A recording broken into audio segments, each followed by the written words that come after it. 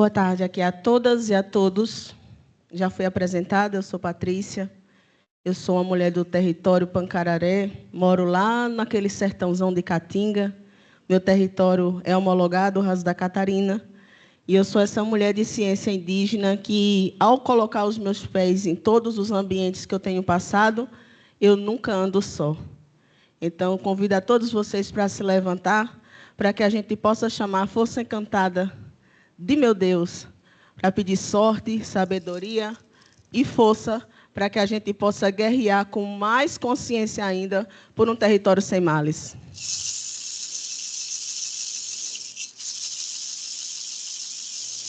Deixa eu ver o que eles trazem para mim. Deus, salve a Mãe Natureza. Meu Deus, salve a Mãe Natureza. A nossa Mãe Natureza, só ela quem tem pra dar. Tem a caça, tem o mel, oi, tem os frutos pra tirar. Ô meu filho, venha cá, vamos agora preservar. Cada árvore tem seu dom, oi, não podemos derrubar. Cada árvore tem seu dom, mas não podemos derrubar. Meu Deus, salve a Mãe Natureza. Que Deus salve a nossa Mãe Natureza.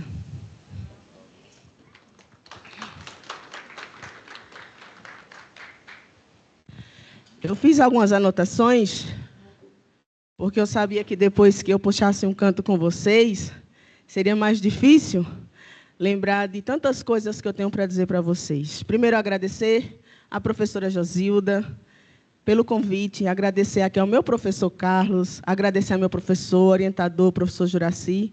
É uma honra para mim estar junto com vocês nesse espaço de aprendizagem, estar aqui nessa posição de estar batendo esse papo com vocês, quando, por diversos anos de minha vida, eu pude estar nas plateias vendo vocês falar. E hoje ver vocês me escutar um pouco, enquanto mulher indígena de um território sagrado, Pancararé, vocês me escutar um pouco para saber como zelar da nossa Mãe Natureza, como a gente zelar da cura e como a gente buscar essa cura juntos. Para mim, está sendo realmente assim um momento muito especial de conversar com vocês nessa tarde de hoje. Quero muito agradecer a Deus e a todas as forças encantadas que me deixaram chegar até aqui.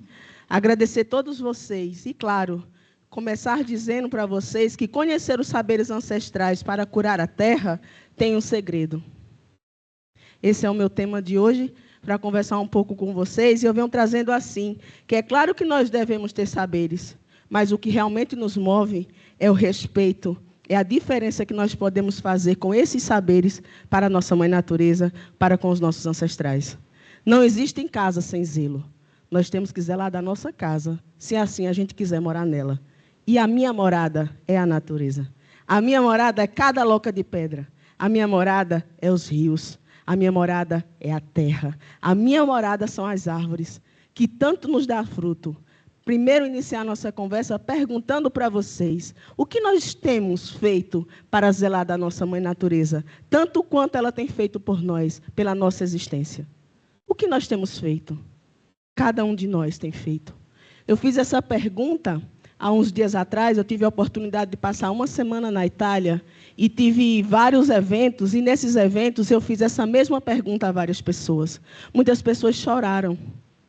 Muitas pessoas vieram me abraçar depois, me dizendo que não tinham feito ainda nada. Se você conseguir zelar um pouquinho da sua Mãe Natureza, um pouquinho por onde você andar, você já está fazendo alguma coisa. E eu deixei várias sementes plantadas lá. E eu falei para esse mesmo público, eu vou voltar, mas eu quero me sentar embaixo dessas árvores. E as pessoas levantaram e aplaudiram, porque não é só o Brasil que está preocupado nas questões climáticas, em toda essa diversidade de coisas que tem acontecido para os nossos males. Então, eu chamo a atenção de vocês para que a gente possa começar pensando no respeito que a gente tem que ter à nossa Mãe Natureza. Respeito àquela que sempre cuidou de nós e vai continuar cuidando, porque tem pessoas que estão cuidando dela também. E a gente cuida dela com o maior cuidado, porque ela é a casa dos nossos encantos. Ela é aquela que nos dá o que comer. É aquela que produz junto com a gente. É aquela que nos mostra cada planta e erva medicinal para nos curarmos.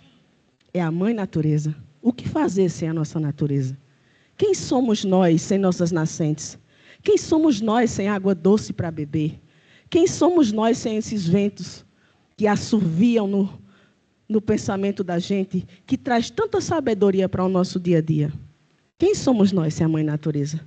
E aí eu trago para vocês uma certeza do zelar e combater justamente essa emergência climática, dessas enchentes, de todas essas questões que vêm acontecendo, as queimadas e principalmente a extinção dos nossos animais. Quando eu vi a sabiá hoje aqui na tela, eu lembrei que lá no Amaro, lá no meu território sagrado, nós temos várias sabiás. Elas são muito mansas e lá é proibido matar. Ninguém mata nossos pássaros lá.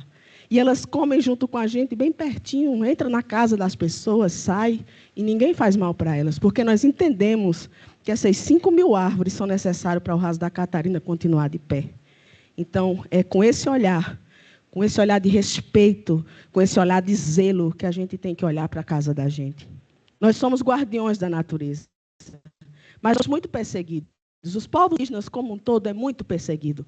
E somos perseguidos pelas retomadas? Não. É por tentar zelar de um pedaço de terra para que a nossa biodiversidade possa continuar existindo. É por zelar pelos rios, é por zelar... Pode olhar na televisão, que muitas vezes é pejorativo os termos que são utilizados, mas vão para o acampamento para você ver o que nós estamos lutando lá dentro, sobre o que nós estamos conversando lá dentro. E as questões climáticas estão em primeiro lugar. Quem mais defende e levanta a bandeira das questões climáticas são os povos indígenas, são os ativistas. A gente está morrendo. Nós temos indígenas, povos inteiros morrendo porque está lutando contra as diferenças, está lutando contra essa política genocida que até hoje tem nos matado, está criticando o próprio movimento, dizendo que esse movimento não existe, e ainda mais dizer para vocês que a cultura do preservar vem dos povos originários. Por que não preservar a mãe para cuidar dos filhos? Lá na frente, os filhos vão ter que cuidar da mãe. Está na hora de começar a cuidar da nossa mãe também. Nossa mãe está adoecendo, nossa mãe está ficando velhinha. Mas é velha de idade? Não. Ela está doente porque os males, a falta da cura, está nos próprios seres humanos que estão trabalhando errado com ela. A gente tem que cuidar dando remédio, mas é remédio da natureza, é o remédio do respeito, é o remédio do amor que o parente aqui colocou. É a esperança de um melhor. Como será a casa dos seus filhos e dos seus netos? Vocês já pararam para pensar? Como será a vida dessas pessoas daqui a 10 anos, quando aquela caixinha for aberta? Quantos de nós estaremos aqui para falar, para contar as nossas histórias? Como que os nossos ancestrais nos orientam? Será que os nossos ancestrais, em algum momento, nos orientou a cortar árvores? A comer comida com agrotóxico? A tirar a mata ciliar dos rios? Será que foi isso mesmo que os nossos avós ensinaram para nós? Eu acredito que não. Por isso que está na hora da gente olhar um pouco para trás e nos reeducar. Se a gente conseguir se reeducar, a gente ainda tem um futuro pela frente. Se não, é pouco tempo para que a gente veja as coisas desandarem mais ainda. Minha avó dizia que quando a roda grande girasse dentro da roda pequena, era sinal que o mundo ia se acabar. Será que o mundo vai acabar? Ou será que é a gente que está se acabando aos poucos? Sabe a minha avó, hoje eu entendo o que ela queria dizer com tudo isso. O aquecimento global, na verdade, a gente vê que isso é uma burrice do próprio sistema que é negacionista. Eu não sei por que esse grande agronegócio pensa tanto na riqueza e no capital.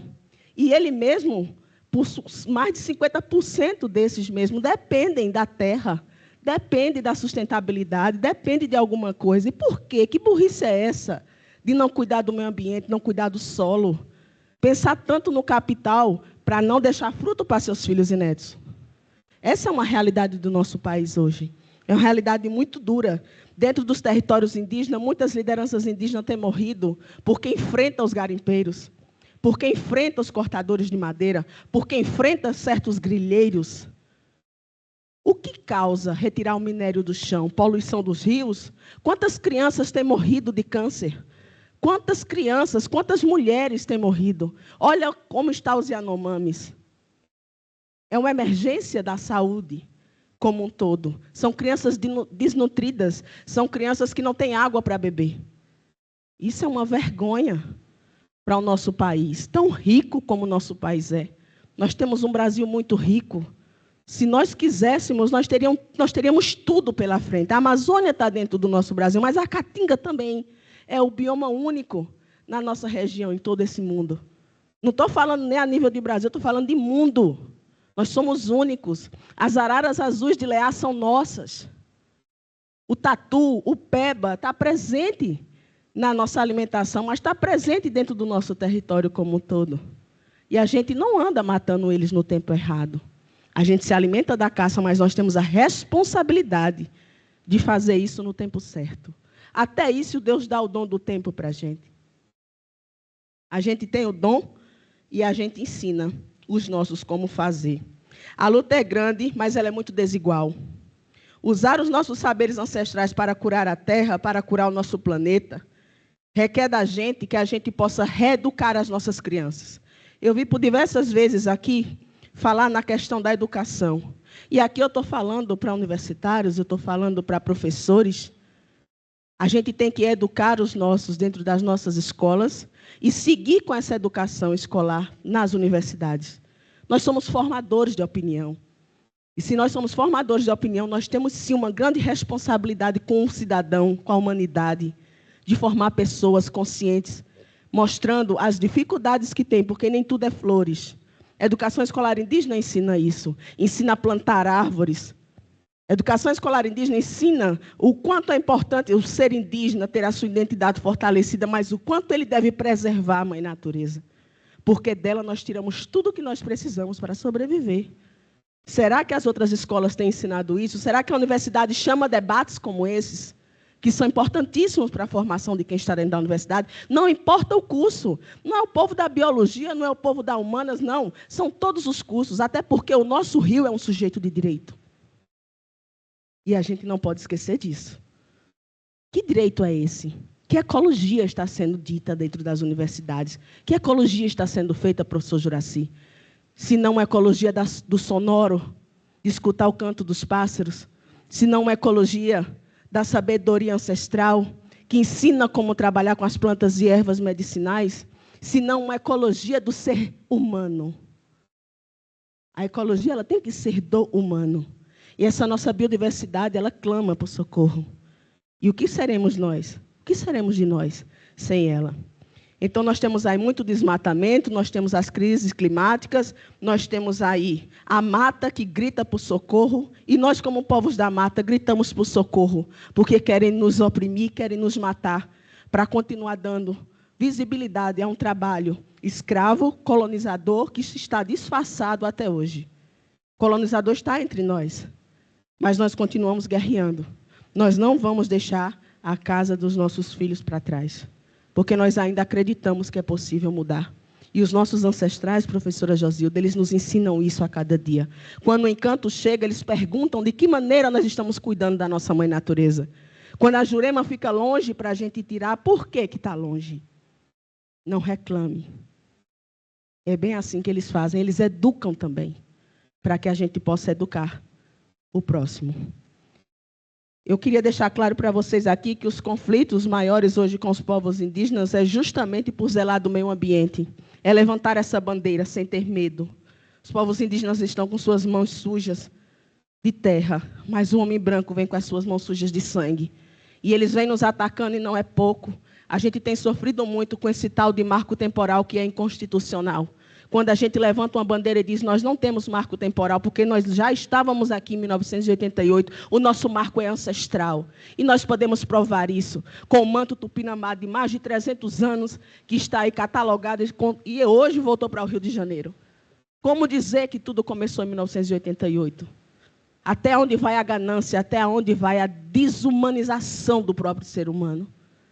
Eu não acredito que existe ser humano ainda possível, num tempo como este, achar que não existe povos indígenas nesse Brasil. Nós somos, hoje, na Bahia, a segunda maior população do nosso Brasil. E nós estamos bem vivos. Nós somos 31 povos. E nós estamos sobrevivendo, entre trancos e barrancos, mas defendendo o nosso direito e defendendo o direito dos nossos territórios. Quantos já tombaram? E a gente sabe que muitos ainda vão tombar, mas nós não vamos desistir. Existe um genocídio trazido pelo nosso colonizador, existe um balcão de negociação de direitos que a gente até agora não consegue entender com uma Câmara de Conciliação.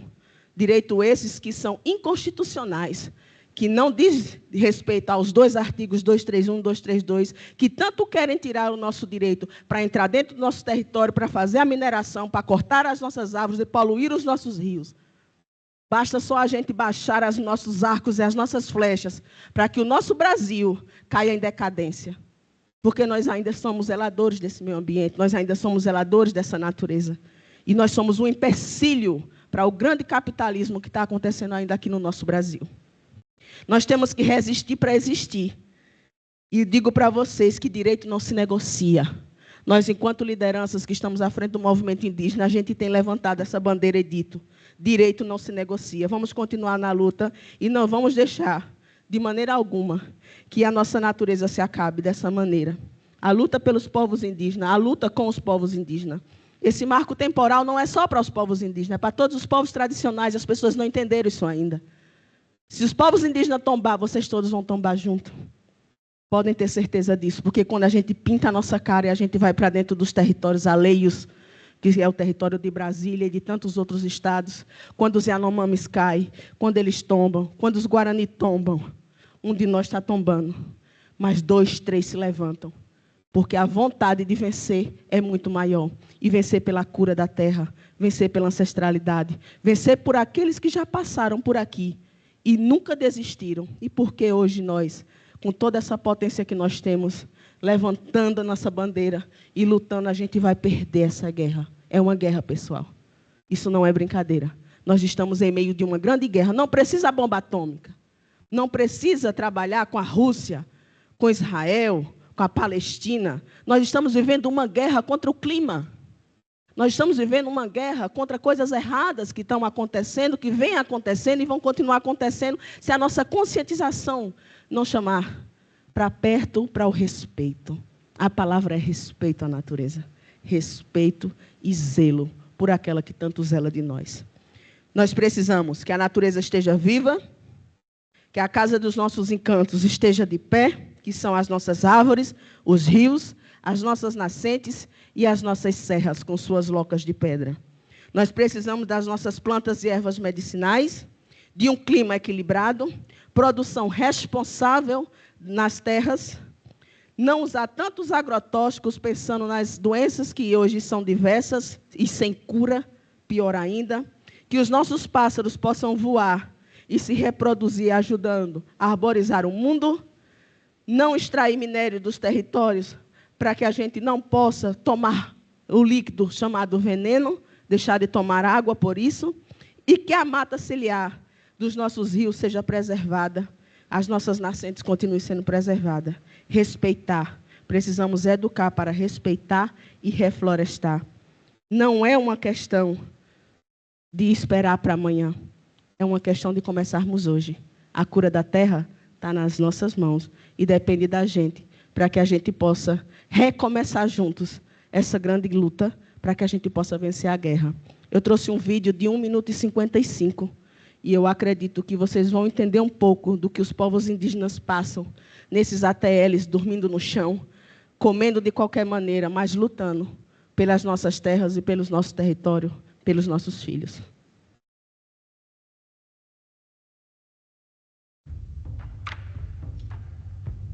É dentro de um território indígena que a gente se encontra enquanto membro dessa comunidade, zelando do nosso patrimônio espiritual, do nosso patrimônio de vida, nosso território, nossa terra, nossa casa. Estamos em mais de 6.000 indígenas acampados. Nós somos 28 povos indígenas hoje da Bahia, somos 38 municípios, 94 comunidades, mais de 22 delegações.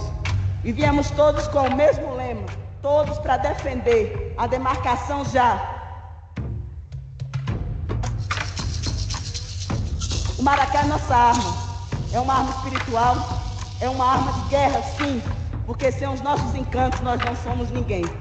Tanta coisa que tem para se resolver nesse país, a fome, a desigualdade social, vão se preocupar em criar tantas PLs nas surdinas da noite para tirar o nosso direito de terra, de indígena, de ser gente, de ser humano, de ser pássaro, de ser livre. Vivemos ameaçados, mas a gente não desiste. E é por isso que estamos aqui hoje. É por isso que estamos aqui amanhã. O que fazemos hoje aqui é um fruto para nós, mas é para os nossos filhos e netos. E se tiver que derramar sangue, a gente vai ter que derramar, porque a gente não vai conseguir viver sem o nosso território. E eu não vou deixar a casa dos meus filhos para trás. Respeite nossa casa, respeite nosso território, respeite a espiritualidade, respeite a nossa natureza. Vamos resistir e desistir jamais. Juntos somos mais fortes.